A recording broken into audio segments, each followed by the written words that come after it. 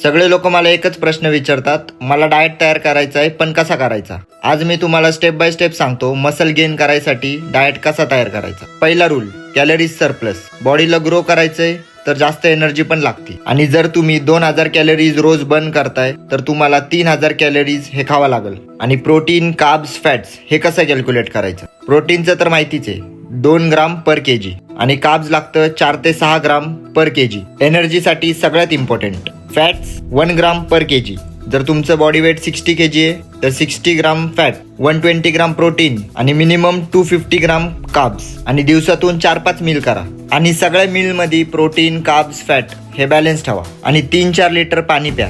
Vegetable, fruits हे daily घ्या. Digestion proper होईल आणि स्किन पण चांगली राहील. स्वतःचा प्लॅन तयार करायला थोडे एफर्ट्स लागतील, पण एकदा समजून घेतलं, कन्सिस्टन्सी ठेवली ना तर मसल बिल्ड करायला कोणाच्या मागं लागायची गरज लागणार नाही. आणि तरी पण नसल समजलं तर मला फॉलो करा आणि कॅप्शन चेक करा.